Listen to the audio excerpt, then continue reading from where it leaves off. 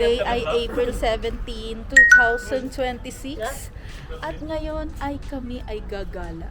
Gagala kaming tatlo. Maglalakad-lakad lang kami dyan kasi merong Al-Ain Oasis dito na pasyalan. So pupunta kaming tatlo.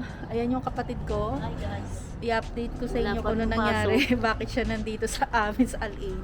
Nakakatamad na So, guys. ang weather ngayon dito ay ano bang weather? Ang weather ngayon dito ay ayan. Mainit.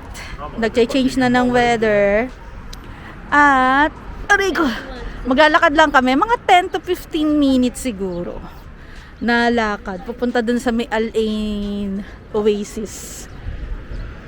Hindi pa naman ganong mainit, pero okay lang din maglakad dahil medyo mahangin-hangin kasi nga nagche-change ng weather.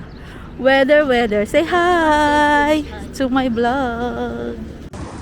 Dito kami pupunta sa Al-Ain Oasis. Doon sa may side na yon.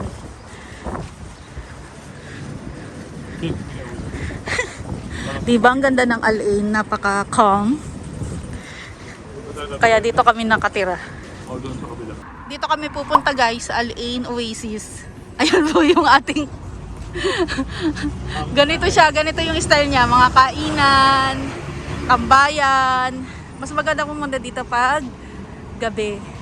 Kasi mas ano siya, mas makulay ang buhay. Makulay ang buhay. Ito maganda sa Al-Ain kasi puro green. Yan, green. Diba? Anong maganda sa Al-Ain? Tahimik. Walang stress. Puro plants. So guys, itong Al-Ain Oasis is isang place na mga lokal. Tapos puro siya mga kainan lang.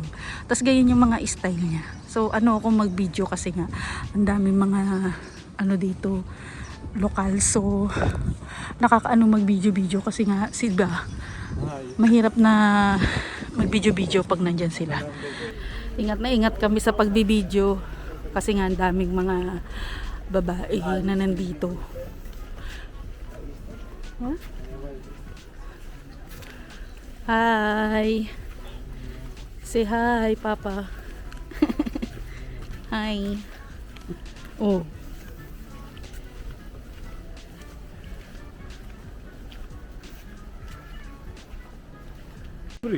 Guys, ito pala, yung water na yan, yung patubigan na yan, na nakikita nyo. Yan ang, according do sa naano ko na dati na pagpunta sa mga ganitong oasis mga irrigation yan ang ginagawa nila para pandilig dyan sa mga dates sa loob. Ngayon nga may tubig kasi dati yung ibang oasis walang tubig. Alam mo guys, may nagbigay sa amin. Pakita mo pa. May nagbigay sa amin. Ay, ano nga ma? Alam nyo guys, may nagbigay sa amin ng dates. Nung nandito kami yung nado sa likod namin. Diba? Kasi bawal silang ipakita. Tinawag kami, sabi PDP. Tapos binigyan kami ng dates. Masarap to mga ganito. Local pa yung nagbigay. Baka super sarap nito, diba? Mukhang mamahalin, guys. Dates. At pala ito hawak ko. Thank you. Minsan talaga sinuswerte no. Nalilibre tayo. Sarap to, babe. Yes. Nagbibigay ito ng lakas ang dates. Lakas. So dito yung palm canopy walk. 'Di ba ang ganda?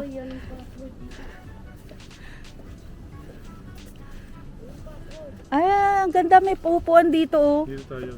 Nakaka-relax. Ganda nung canopy walk. Kasi yung makikita mo dito, ayan tingnan mo.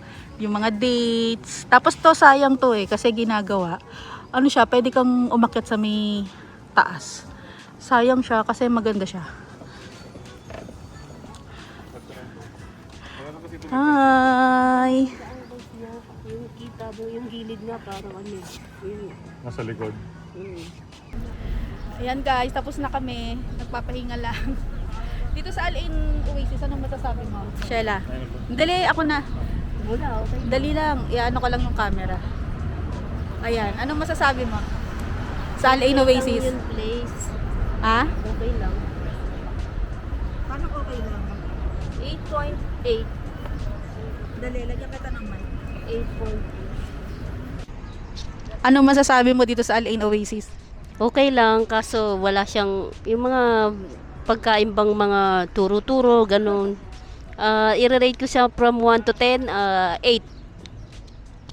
Kung mahilig kayo sa mga oasis, sa mga dates, magugustuhan nyo dito kasi presko.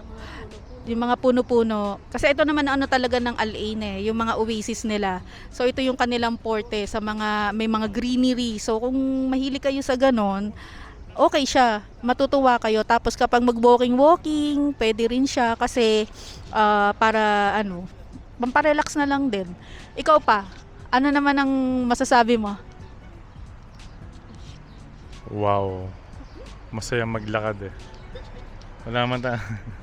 Wala lang. Naiyak. Ano ba yan? Wala man lamang kaano si Papa. Tapos tingnan nyo dito. Sa pinagpapahinga namin. Puro puno. Dati ano to di ba? Ano ba to pa? Parang parking, no? Tapos may moss dito dati. May moss dyan. Kasi dito ginagawa minsan yung ano doon yung bus station sa may kabilang side. Tapos ngayon, pinaganda nga nila, pinagreen nila. Tapos dun sa harap, makikita nyo doon, isusum ko ng konti. Meron dong maliit na, anong tawag dyan? Fountain. Ayan. Uwi na kami. Tapos mamaya, mag-ano kami. May pupuntahan pa kami kasi itong kapatid ko, meron siyang nakita. Dito sa Al Ain. Ano yung nakita mo sa Al Ain, Sheila? Baratillo, Al Ain. Doon may mga tugtog, may Pilipino po. Diyan kasi sa Al Ain Oasis, yung parang pangmayaman lang, gano'n. Ano pala masasabi mo yung update mo na nagkaroon ng ceasefire ngayon sa UAE? Wala, boring. Kasi namimiss ko na mag-work. Kasi pala guys, update lang pala tayo dahil merong ceasefire ngayon dito ng 2 weeks, 'di ba? So, yung kapatid ko, isa sa mga yung company nila, wala silang work ng 1 month kasi nga sa dami ng mga nilang mga trabaho pa. So, ang ginawa na lang nung boss niya, pinauwi na lang yung iba, yung mga gustong umuwi. Pero syempre, sagot nila yung ticket nila dahil mahal ng ticket. Tapos, sila, yung mga hindi umuwi, meron silang food allowance para sa susunod na buwan, basic. So, pwede na rin yun. Compare mo naman sa ibang company na dahil dito sa nangyari na conflict niyang ngayon, yung iba nawala ng trabaho. So, swerte pa rin talaga yung kapatid ko kasi last week, binisaan pa sila nung kanilang amo. So, yung iba, marami naman nagpa-repatriate. Nakikita nyo naman dyan sa Pinas, yung mga balita, marami talaga nawala ng trabaho dito sa may UAE. So, swerte na lang talaga kami na mag-asawa na meron pa kaming trabaho. Pero, ramdam na namin dun sa work ko na mababa yung mga benta namin sa mga pharmacy. So, yun yung update ngayon dito. As of now, inaayos pa rin nila Trump, nag-uusap pa rin sila. So, sana maging maayos na at magtuloy-tuloy na. So ngayon naman guys, nandito naman tayo sa may farm 13. Dito naman ang ating location. May mga kainan daw dyan sa loob.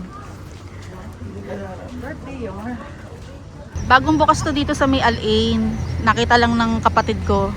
Pinost ng kabayan. Kaya pupunta kami dito. Dalililibre daw niya kami. Papakainin daw niya kami. Kasi may mga kainan din dito. Tapos may mga rides para sa mga bata. Ayan. Kung nandito kayo sa Al Ain, pwede nyo rin itong bisitahin.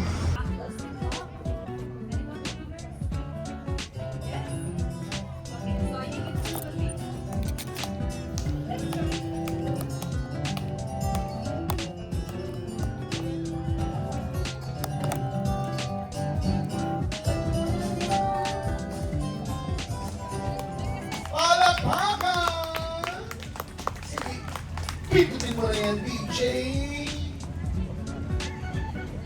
Dito ka, Sheila.